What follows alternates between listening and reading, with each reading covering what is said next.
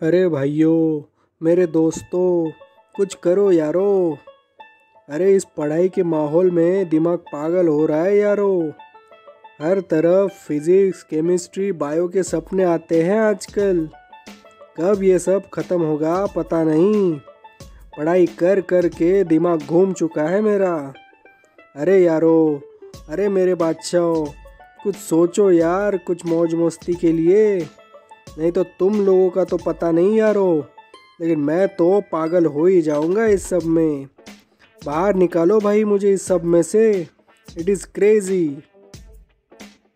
अरे यार ईश्वर, क्या हुआ भाई? प्रॉब्लम क्या है तेरा? अरे ये ACCS है। साल के 8 महीने में एक्स्ट्रा करिकुलर्स चलते हैं यहाँ। 2 महीने छुट्टियाँ होती हैं मिड टर्म और फाइनल्स की। तो बचे हुए 2 महीनों में तुम दिल लगाकर पढ़ाई भी नहीं कर सकते? उसमें भी पागल हो रहे हो तुम भी ना भाई, एक अलग तरीके के पागल हो तुम। अरे प्रोफेसर्स भी हमें कितना कंसेशन देते रहते हैं हर जगह। तो तुम ये 2 महीनों की स्टडीज़ भी नहीं कर सकते क्या तुम भी? अरे कुमार और चेतन, समझाओ भाई इसे। क्यों ईश्वर, ढल गए इतनी सी पढ़ाई में? अभी तो सिर्फ 10 दिन ही हुए हैं पढ़ाई के, और एक हफ्ता निकालना है बीच में, और उसके बाद 12 दिन मिड टर्म एग्ज़ाम्स के। इतने 30 दिन नहीं निकल सकता तू क्या भाई? तुम भी, अगर सबको ये बात पता चले तो तमाशा बनेगा तुम्हारा ईश्वर, समझे? अभी का तो वक्त सिर्फ पढ़ाई का ही है। अरे यार कुमार, तुम भी क्या बात करते हो? एक साथ 30 दिन पढ़ाई में लगाना, ये भी क्या बात हुई? अरे ज़िंदगी कब जिएंगे हम? 10 दिन हो गए पढ़ाई के, कोई चेंज नहीं लाइफ में। पक गया यार घर बैठे बैठे। इसलिए मेरी परेशानी बता रहा हूँ तुम लोगों को, और तुम सब मेरा मजाक उड़ा रहे हो। ये क्या चीज़ है भाइयों? समझा करो यारो। अरे ईश्वर, इतना क्यों सेंटी हो रहा है? सब मैचेस T20 नहीं होते, कुछ टेस्ट मैचेस भी होते हैं। बहुत टाइम तक झेलना पड़ता है। बाउंसर्स खा खा के बदन हिल जाता है भाई, लेकिन टिके रहना है, विकेट नहीं खोनी है, समझे? तुम 30 दिन कंट्रोल नहीं रख सकते अपने आप पर, ये क्या बात हुई ईश्वर? Come on. अरे रवि भाई, तुमसे क्या बात करना। तुम्हें अगर कल के कल पेपर देने बोलो तो तुम उसमें भी 95% मार्क्स लाओ। तुम तो भाई अजूबा हो इस दुनिया के, तुमसे क्या बात करना इसमें। वैसे मैं पढ़ाई के खिलाफ नहीं हूँ भाइयों, लेकिन 30 दिन भी बहुत ज़्यादा होते हैं भाइयों इस एग्ज़ाम के लिए। मैं कह रहा था कि बीच में कोई अच्छा ब्रेक ले लेते हैं, कुछ अच्छा टाइम पास, जिससे ये एग्ज़ाम का दुख कुछ कम हो और एक नई एनर्जी बदन में दौड़े। हर दिन पढ़ाई कर कर के मैं तो भाई मारा जाऊंगा भाइयों। कुछ सोचो भाई मेरे लिए, वरना पागल हो जाऊंगा मैं एक दिन। बचाओ यारो। हाँ हाँ भाई ईश्वर, अब ये सब ओवर ड्रामा मत करो, समझे? 2 दिन बाद ट्रेडिशनल डे आ रहा है, और जैसे हमारी पहले बात हुई थी, हम उस दिन एक अच्छा वक्त बिताएंगे पढ़ाई से हटकर, और उसके बाद प्रैक्टिस गेम्स वाली पार्टी। ले धमाल फिर ईश्वर। ऐसा ब्रेक कहीं और नहीं मिलेगा। एक पूरा दिन मिल रहा है हमें एक अच्छे ब्रेक के लिए। माइंड भी अच्छा फ्रेश होगा। बहुत दिन हुए एक अच्छी पार्टी किए हुए, वो भी हो जाएगी हमारी, और सबको मज़ा भी आ जाएगा इस सब में। क्यों, अब तो खुश हो ना ईश्वर? हाँ यार रवि, ये बात तो मैं भूल ही गया था, वो भी इस पढ़ाई के चक्कर में। देखो यारो, इस पढ़ाई ने कितने हद तक पागल करा के रख दिया है मुझे। सच में एक ब्रेक चाहिए मुझे और हम सबको, रियली। अरे यार ईश्वर, क्या तुम भी मरे जा रहे हो ब्रेक के लिए? अरे भाई, एक प्रॉपर वक्त दो खुद को पढ़ाई के बीच में। पूरा दिन अच्छा प्लान करके रखो। पढ़ाई का वक्त, सोने का वक्त, खाने पीने का वक्त, टाइम पास का कुछ वक्त। ये सब प्लान करना पड़ता है, तभी एक अच्छी पढ़ाई तुम कर पाओगे। मुझे नहीं लगता कि तुम लोगों ने पढ़ाई कुछ ऐसे प्लान की होगी ईश्वर।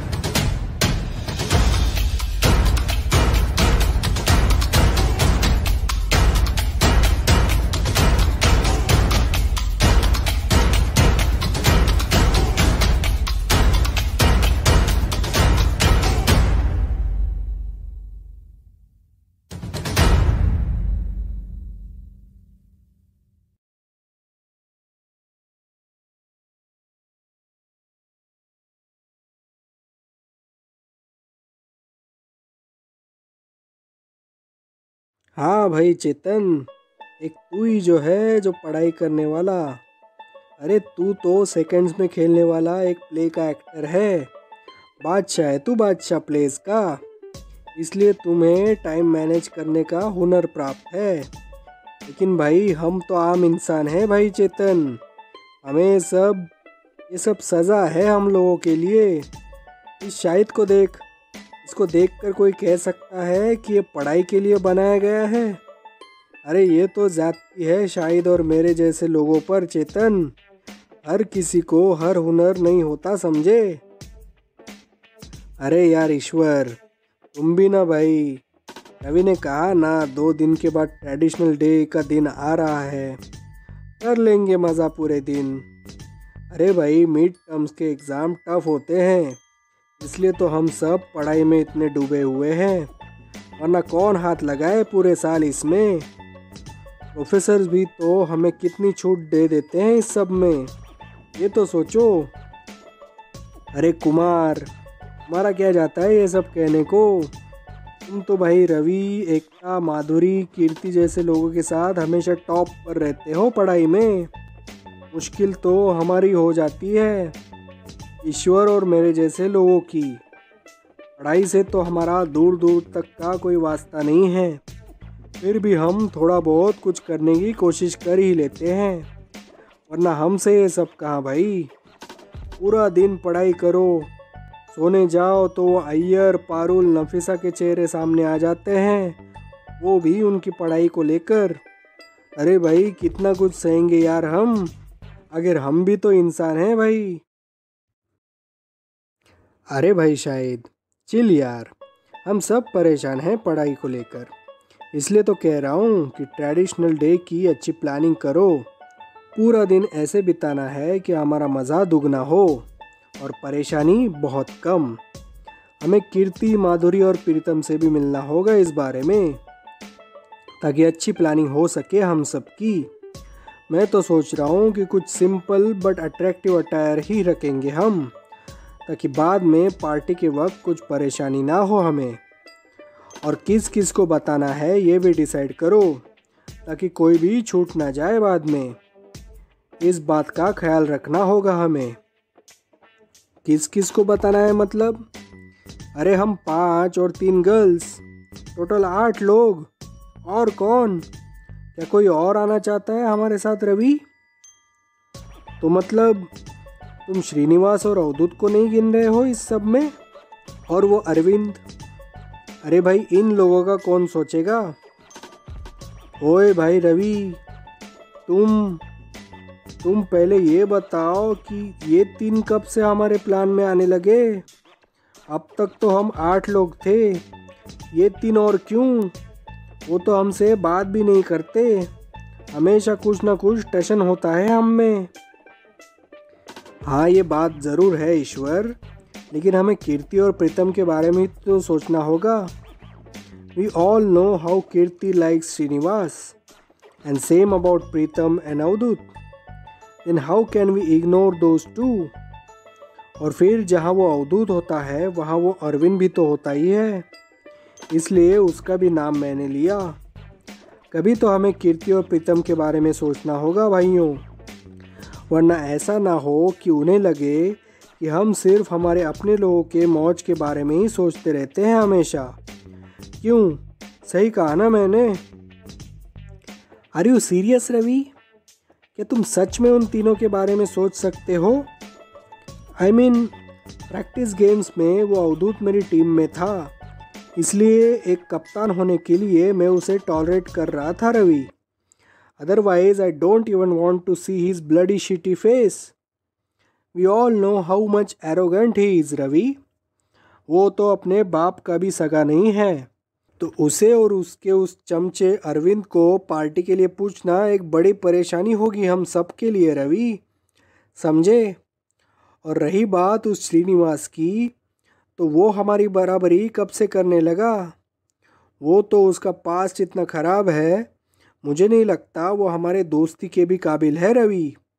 मेरे हिसाब से हमें सिर्फ और सिर्फ हमारे लिए ही सोचना चाहिए। ये क्या बातें कर रहे हो तुम? शायद कभी तो हमें दुश्मनी भुलाकर एक साथ आ जाना चाहिए। इसलिए तो मिश्रा सर ने हमें एक दूसरे के साथ खिलवाया था प्रैक्टिस मैचों में। फिर तुम इतनी जल्दी भूल गए ये सब? अरे जब सुप्रियो सर ने रिज़ाइन देने की बात जब फैली, तब सभी डिफरेंसेस को भुलाकर अवधूत ने भी अपने दिल का दुख उस दिन हमारे साथ शेयर किया था। भूल गए तुम? उस बुरे वक्त में भी वो हमारे साथ आने के लिए मजबूर हो गया था, तो फिर हम एक दोस्ती का हाथ उसके तरफ बढ़ाने के लिए सोच नहीं सकते शायद? और रही बात उस श्रीनिवास की, yes he is our rival, no doubt. वो हमसे बात भी कम करता है, लेकिन जितना मैं जानता हूँ वो दिल का एक बहुत अच्छा इंसान है शायद, और उसे खो देना एक बुरी बात होगी हम सब के लिए। शायद ऐसा हो कि हमारी दोस्ती कबूल करने के बाद वो एक अलग मज़ा लाए हमारे ग्रुप में, तो उसमें हर्ज क्या है? और रही बात उसके पास्ट की, शायद उसका बाप एक क्रिमिनल था, उस पर श्रीनिवास का तो कोई कंट्रोल नहीं था। उसे जो करना है एक अच्छा इंसान बनकर, वो तो सब वो कर ही रहा है। He is good in studies, champion in sports, well behaved individual, और अब तो वो मास्टर्स क्विज़ के लिए भी सिलेक्ट हुआ है ACCS के लिए। He is doing very well, then what is the issue? Issue है मुझे रवि, वो तुम्हारी जगह लेने की कोशिश कर रहा है धीरे धीरे। पता नहीं तुम क्यों नहीं ये सब देख पा रहे हो। वो तुम्हारा ACCS का स्टारडम छीनना चाहता है, जो हम सब देख रहे हैं रवि। इसी बात के लिए तो वो कमीना अवधूत उसे अपनी ओर धीरे धीरे खींच रहा है, ताकि आगे जाकर वो हमारे खिलाफ लोगों को भड़का सके। क्या तुम ये सब पॉलिटिक्स नहीं देख सकते रवि? क्या फिर भी तुम्हें उन लोगों को अपने साथ मिलाना चाहते हो? मुझे तो ये बात बिल्कुल ही पसंद नहीं है। उन लोगों का दूर रहना ही हम सब के लिए अच्छा होगा, समझे? वो लोग किसी के भी हो नहीं सकते। मेरा तो गुस्सा आसमान चढ़ जाता है जब मैं उन तीनों को मेरे सामने देखता हूँ। ऐसा लगता है कि एक ही पंच में सारा मामला तमाम कर दूँ उन तीनों के लिए, लेकिन कंट्रोल करना पड़ता है खुद को बाकी चीज़ों को देखकर, वरना उन्हें तो मैं मेरे आसपास भी भटकने ना दूँ। ओए शाहिद भाई, चिल यार चिल। हम एसीसीएस में खड़े हैं, किसी बॉर्डर पर नहीं भाई। मैं भी नहीं जानता था कि तुम इन तीनों से इतना गुस्सा करते हो। ये तो एक नई बात पता चली यार तुम्हारी। भाई तुम गुस्सा ना करो, चिल मारो यार। हमें एक साथ इस कैंपस में रहना है, आगे भी बढ़ना है हर कदम पर। इसलिए गुस्सा काबू में करो भाई। ठहरो ईश्वर। शाहिद, तुम सच में बताओ, तुम कहना क्या चाहते हो इन तीनों के बारे में। ऐसा करो, अवधूत और अरविंद का तो मुझे पता है, सबको पता है कि कोई उन्हें क्यों नहीं पसंद करता। लेकिन ये श्रीनिवास के बारे में एग्जैक्टली क्या कहना चाहते हो तुम भाई। देख रवि, तुम्हें अगर उनसे दोस्ती करनी है तो करो, लेकिन मैं उन तीनों को बर्दाश्त नहीं कर सकता। वो श्रीनिवास तुम्हारी जगह लेना चाहता है कैंपस में। वो तुम्हें हराना चाहता है। उसके हर मुंह में मुझे यही बात दिखती है हमेशा। और रवि, अगर सच कहूँ तो मैं तुम्हें उस श्रीनिवास के सामने हारते हुए कभी भी देख नहीं सकता, समझे। तुम्हारी जगह इस कैंपस में कोई और ले ले, ये मैं सोच भी नहीं सकता यारो। बात ये है मेरे अंदर की। चिल यार शायद। I know you love me a lot and you don't want me to see on the losing side. लेकिन शायद हमें श्रीनिवास को एक बार समझना भी तो चाहिए। बिना उसे समझे, सिर्फ दूरी से हम उसके बारे में ऐसा कैसे सोच सकते हैं भाई। एक बार उसे एक मौका देना बनता भी तो है। उसके बाद अगर वो बुरा निकलता है तो anyways we can keep distance from him. हाँ यार शायद, रवि सही कह रहा है। अभी तो हम श्रीनिवास को ठीक से जानते भी तो नहीं हैं, तो उसके बारे में ऐसा बुरा सोचना तो उसके ऊपर ज्यादती करने जैसा होगा। कैंपस में हर कोई उसके बारे में अच्छी बातें करता है, कभी कोई फाउल बिहेवियर नहीं था उसका। इसलिए उसके बारे में ऐसा बुरा सोचने से पहले हमें उसे ठीक से जान पहचानना चाहिए। क्यों शायद, क्या मैं सच कह रहा हूँ।